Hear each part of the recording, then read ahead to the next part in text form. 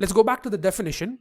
It is now, so we've understood why economics is a social science. We've understood the concept of needs and wants. So let's look at the further concepts. A social science that is directed towards the satisfaction of needs and wants through the allocation of scarce resources. Why are we talking about allocation of scarce resources? So this is the fundamental question of economics. This is where economics comes into being. Now, why would I call this the fundamental aspect of economics? Why would I call this the reason that economics exists? So the allocation of scarce resources is the fundamental question because let us assume a world where you have all the resources and each of the resources is unlimited. In that case, as soon as you need anything, you're automatically backed by the want, or you're automatically backed by the financial ability to purchase that want. You know why? Because you are not technically paying for that commodity. Imagine a world where all the water in the world is free and nobody has to pay for water. In that case, if somebody comes and gives you a bottle of water for 10 rupees, would you take it? You wouldn't, because you're not paying for something that is available for free. If somebody comes and charges you for the air that you breathe, obviously in today's time with the growing pollution, this is something that is becoming growingly popular. But imagine 10-15 years from now, or 10-15 years before this, when somebody would come and give you a packet of pure air, or so to say, would you take that packet of air and say that, yeah, I would pay you 150 rupees for this packet of air?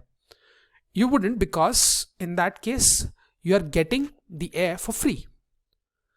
Now here comes the interesting concept. All the resources on the planet are scarce in nature. So let's take this very basic example to understand why allocation of scarce resources is necessary. Let's take this example of having one single resource on the planet. Let's say you have a piece of land. This piece of land is scarce in nature. We always have a limited amount of this land. If we look at the total land mass of the entire country, or the entire land mass of the world, we have a very limited amount of land, which is something where you can build a building on, which is something where you can, cultivate any kind of a crop or something like that. But the entire land or any resource that you have, which is land in this case, is scarce in nature. We have a limited amount of the resource available in our hands. Nextly, the resource that you have, it also has multiple uses. The land you have can be used for farming. Let's say when you farm, you get 10 tons of wheat. Let us for now assume that this 10 tons of wheat will give you 1 lakh rupees worth of remuneration. Let us say somebody wants to build a mall in your city. And when somebody wants to build a mall in your city, he wants land to build that mall. And he'll come to you and say that I'll pay you 1,20,000 rupees as a rent to use your land. In which case you are getting obviously much more amount of money as compared to your farming. But then you are not getting the commodities that you used to make. Right? Let's say you're making 1 ton of wheat, 10 tons of wheat, which out of which you were saving, let's say 500 kilos for your own family's consumption throughout the year, which is something that you're not getting now. And you're still getting 1,20,000 rupees, which is 20,000 rupees more than what you were getting earlier. So all the resources that we have in our hand have multiple uses. A very simple example of resources having multiple uses is your pocket money. When you get a certain amount of money to spend per month, you can use it for a variety of things. You can use it on stationery, which is required for your studies. You can use it for sports equipment that you might want to purchase. You might use it for, just hanging out with your friends. You can use it for fancy meals outside in a restaurant.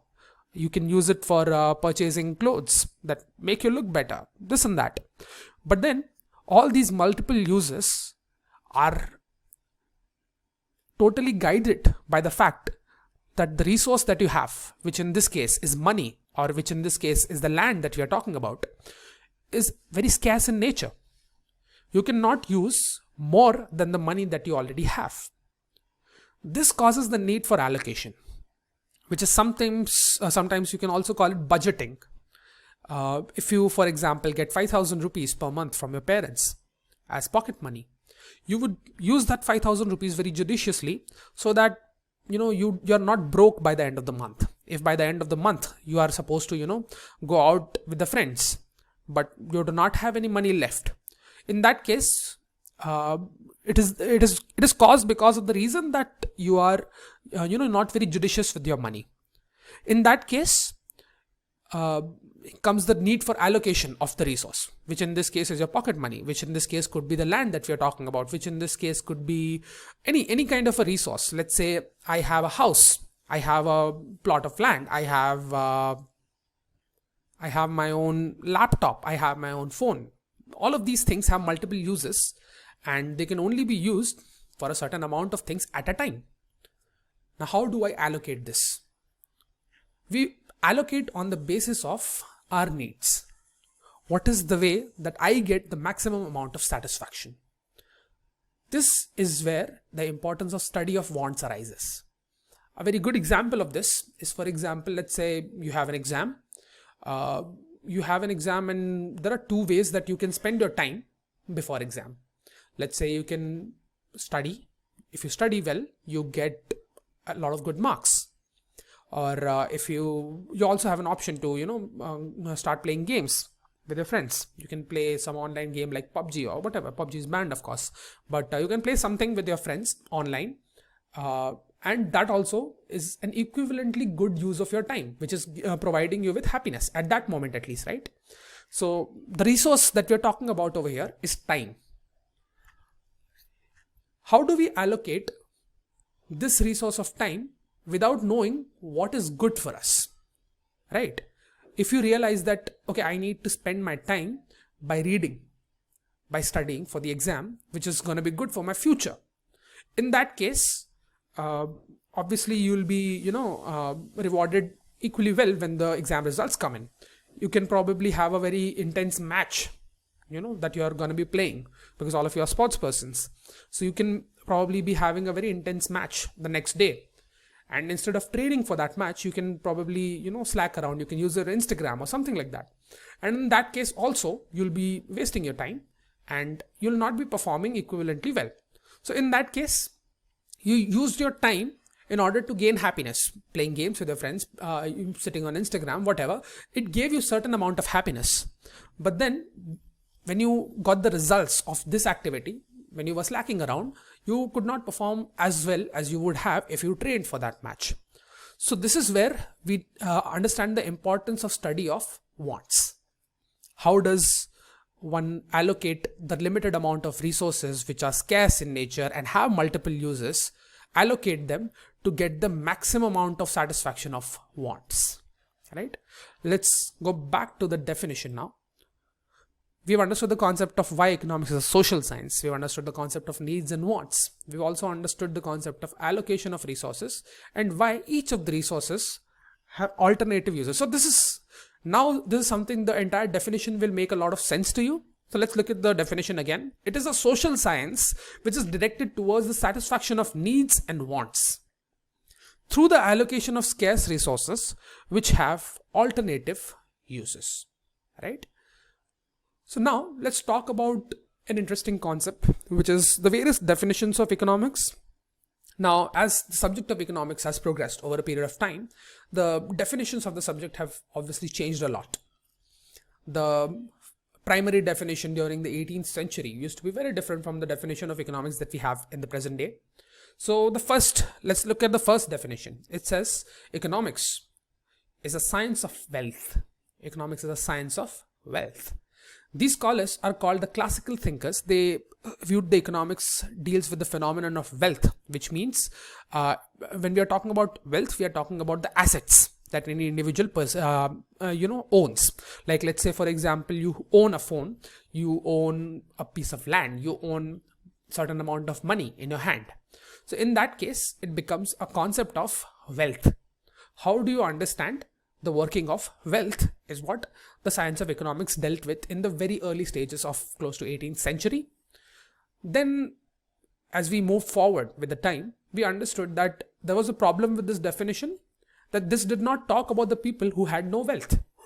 There are people who are, remotely well-to-do, but do not have any assets.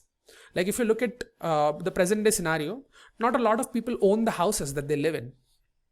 Not a lot of people own the vehicles that they live in. They are purchased on EMI and they are not yet fully paid for.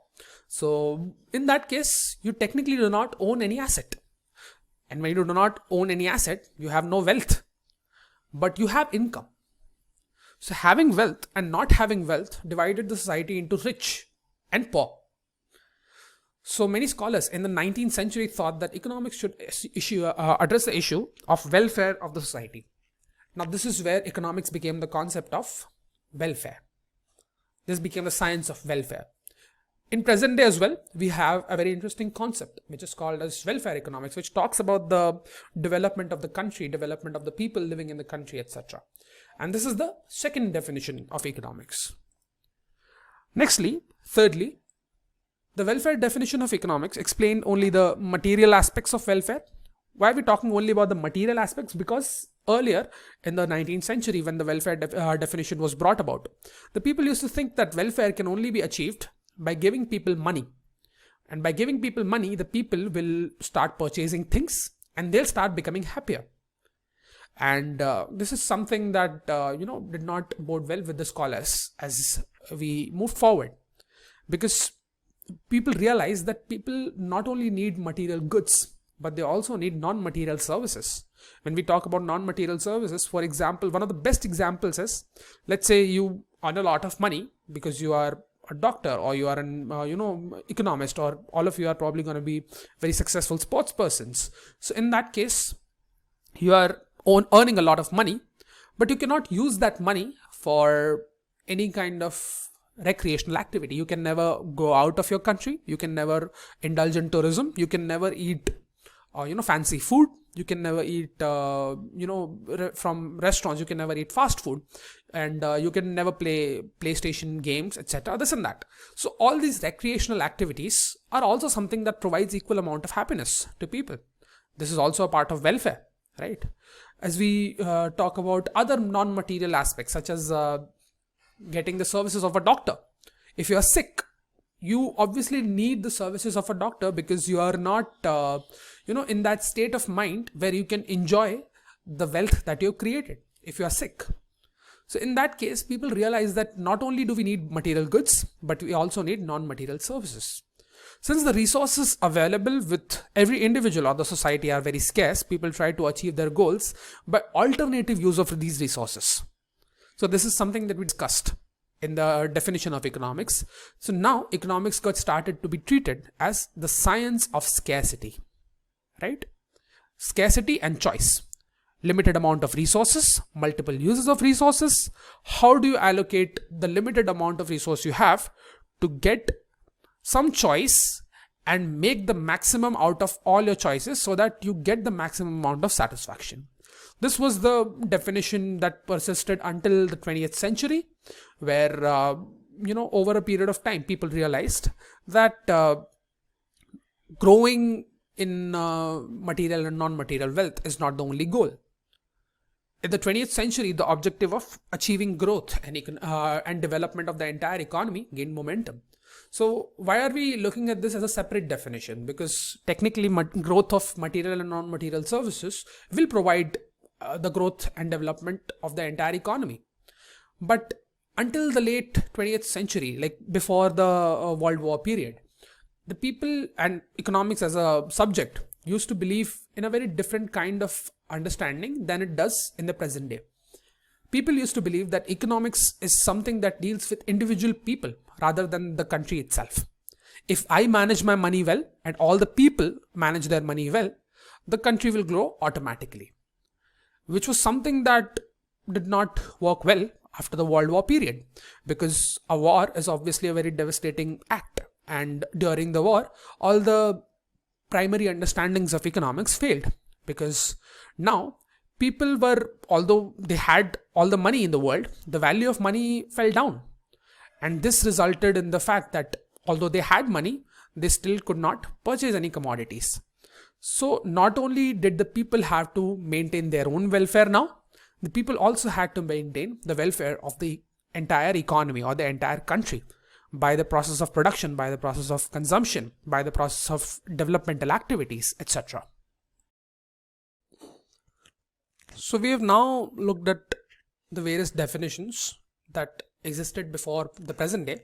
What is the present day understanding? What is the present day definition of economics? How do the economists understand this entire subject? So economists of the late 20th century have also started talking about the welfare of the future generation and protection of natural environment. Now what happened? If we look at the last definition that we had, you're talking about the development of growth, development of the entire economy or the development of the entire country and growth, right? So what started happening was that people in the desire to grow the entire country, the governments in the desire to grow the entire country and develop the economics of the entire country started using the resources that we had in a way that was not very sustainable. What do we mean by sustainable? Sustainable development is a very interesting and a very important concept in the modern world. What we are talking about when we talk about sustainable development is, it is the development which provides for the present generation and also leaves something for the future generation, right? It is the development which does not compromise on the future generation's ability to enjoy at least the standard of life that the present generation is enjoying. Let's say you have a certain quality of air that you're breathing in the present day, right? Or your parents have a certain quality of air that they used to breathe in the earlier days. It should remain at least the same that it is at this point in time and not worse off for the future generations. So the economists realized that sustainable development is the need of the hour, because a lot of development was happening at the expense of the environment. It was happening at the expense of the future generations. So which is why the concept of sustainable development came into being. Hence, economics is also treated as a science of sustainable development. To achieve a higher level of growth and development, economics around the world has been exploiting the natural resources and polluting the environment. And that's why comes the need of sustainable development, where we are not only developing, but we are also maintaining the quality of life of the present generation in such a way that it does not hamper the quality of life of the future generation, right? So this is the most modern definition of economics, which is also technically welfare economics.